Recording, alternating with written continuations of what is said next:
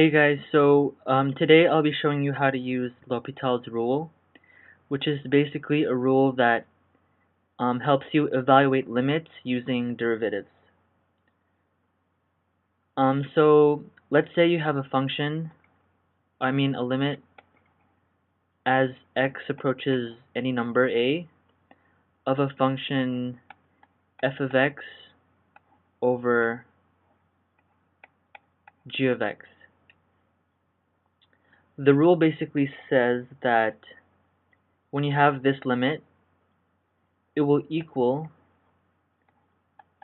the limit as x approaches number a of the derivative of the top function over the derivative of the bottom function. This is helpful if you have to find the limit of a function that has a numerator and a denominator, and it's difficult to factor, or if you have an x in the denominator that when you plug in 0 it will become a limit that does not exist. So let's use numbers and let's do an example. So let's say you have a limit as x approaches 0 of x to the 5th minus 2x to the 3rd power plus 3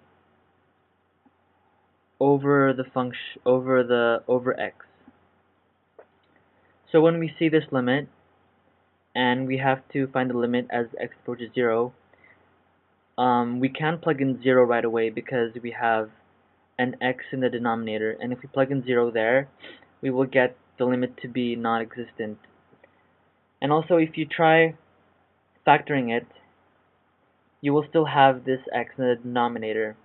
So we use L'Hopital's rule. So it's basically the limit as x approaches 0 of the derivative of the top function, which is basically 5x to the 4th power minus 6x squared plus 0, because the derivative of 3 is 0, over the derivative of the bottom function, which is 1.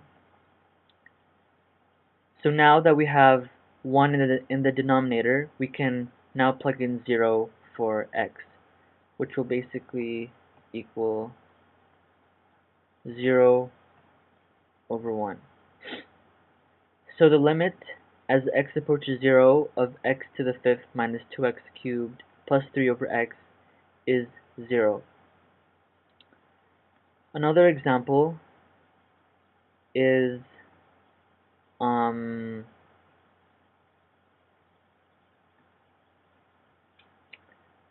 let's say we have the limit as x approaches 0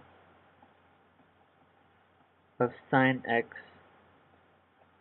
over x. In the future, you will recognize that sine x over x, the limit as x approaches 0 is 1, and also the derivative of this equals 1, because of L'Hopital's rule. So using L'Hopital's rule,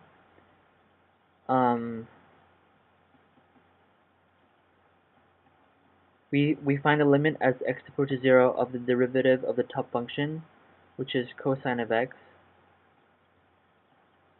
over the derivative of the bottom function, which is 1. And when we plug in 0, we get cosine of 1 over 1, and cosine of 1 is basically 1. So this is all 1. So you will recognize that sine of x over x,